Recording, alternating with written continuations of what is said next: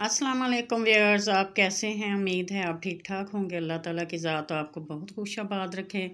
तो व्यूअर्स, आज जो मैं आपके लिए टिप लेके आई हूँ, ये टिप बहुत अच्छी हैं, बहुत फ़ायदा मंद हैं। इनको आपने एंड तक बहुत बगैर स्किप किए हुए देखना है, बहुत ध्यान से देखना है, क्योंकि इसमें बहुत सी जो बातें हैं वो आपके काम आने वाली हैं। तो ये जो है, ये आम तौर पर हम कपड़ों को जो कलफ लगाते हैं, गहरे रंग के कपड़ों को, तो ये उसके मुतल्लिक हैं, क्योंकि सफ़ेद कपड़ों को कलफ लगानी बहुत आसान है, क्योंकि ऑलरेडी सफ़ेद होते हैं और उन पर किसी भी धब्बे का, कलफ के धब्बे का हमें कोई डर नहीं होता। लेकिन अगर हम कलरफुल, डार्क कलर के जो कलरफुल कपड़े हैं, अगर इनको कलफ लगाते हैं तो इसके लिए हमें ख़ास एहतियात करनी पड़ती है कि हमारे कपड़ों पर कोई दाग ऐसा ना पड़ जाए कलफ का, वरना सब कपड़े ख़राब हो जाएंगे। तो इसके लिए मैं आपको आज ख़ास टिप्स देख रही हूँ। तो इसके लिए आपने जो कलफ है डार्क कलर के कपड़ों के लिए 2 टेबल स्पून लेनी है।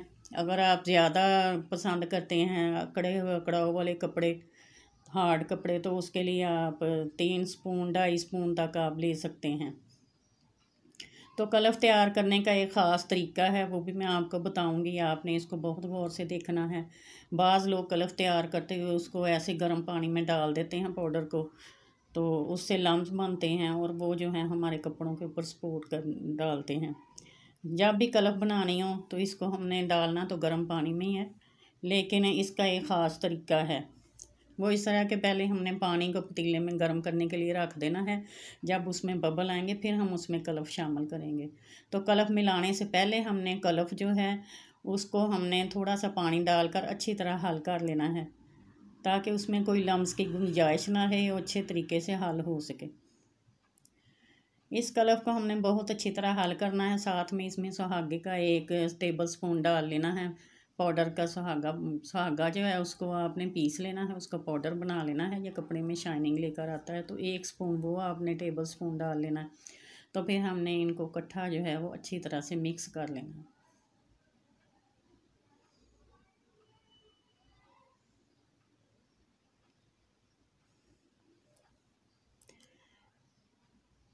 जब ये हम देखें कि अच्छी तरह मिक्स हो गया है, इसमें कोई लम्स की गुंजाइश नहीं है, बहुत अच्छे तरीके से मिक्स हुआ है, तो फिर हमने इसको पानी जो पतीले में हम बर्तन में रखा हुआ है गर्म करने के लिए, तो उसमें हमने बहुत आराम के साथ इसको आहिस्ता आहिस्ता मिक्स करना है।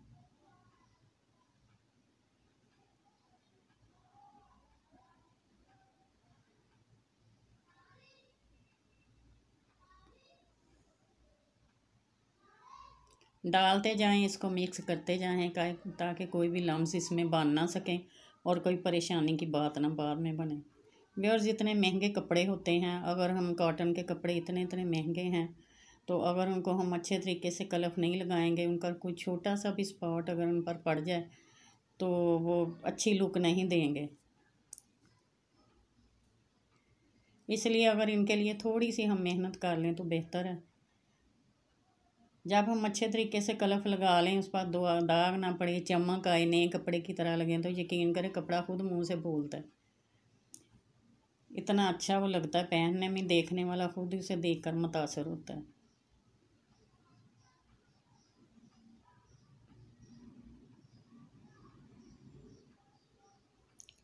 इस तरह से इसे हमने साथ साथ हल करते जाना है। इसको अच्छी तरह से हल करके हम सिंपल पानी में डालेंगे।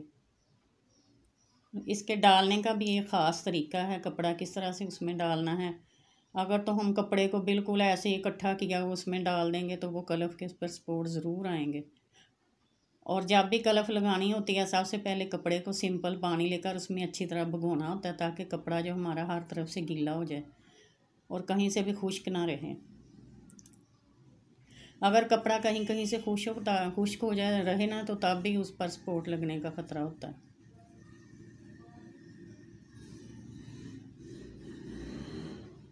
ये डार्क कलर के कपड़ों के लिए है कि हमने डार्क कलर के कपड़े जो हैं इनको कलफ किस तरह से लगानी है। इसमें पानी जो है वो हमने आम रूटीन में जो हम कपड़े सफ़ेद कपड़े के लिए पानी लेते हैं, वो तो थोड़े में गुजारा चल जाता है कि हमारा सिर्फ कपड़ा डूब जाए कोई बात नहीं। लेकिन जो कलर वाले कपड़े हैं गहरे रंग के, इनके लिए हमें ज़रा ज़्यादा पानी लेना पड़ता है ताकि पतला लिक्विड बने। अगर डार्क, अगर ये थिक हो जाएगा तो ये कपड़े के साथ दाग का निशान भी छोड़ेगा।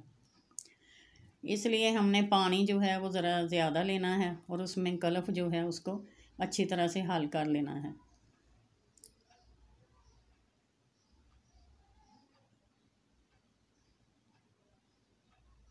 जब हमने इसमें कपड़ा डालना है तो हमने अपने कपड़े को बहुत अच्छी तरह से खोल लेना है।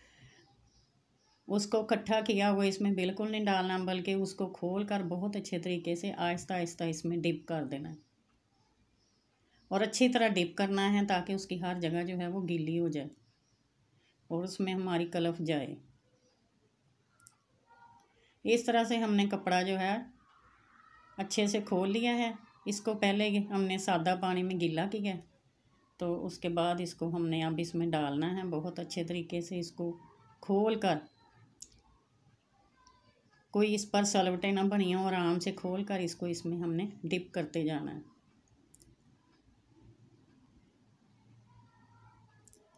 और कपड़े के हर पार्ट को हमने पकड़ कर इसमें डिप करना है, खोल कर पकड़ कर, ताकि कहीं से भी कलफ जो है इकट्ठी ना हो।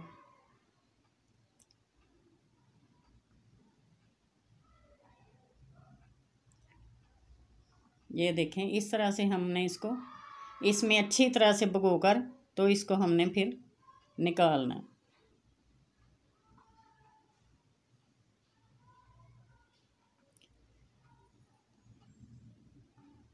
अगर व्यूअर्स आप ऐसे करेंगे जिस तरह से मैं बता रही हूँ तो यकीन करें आपके कपड़ा जो है, एक तो उसमें शाइनिंग आएगी सुहागा की वजह से, दूसरा उसमें कोई स्पॉट भी नहीं लगेगा और बहुत अच्छे तरीके से उसको कलफ लगेगी और बहुत अच्छा लगेगा।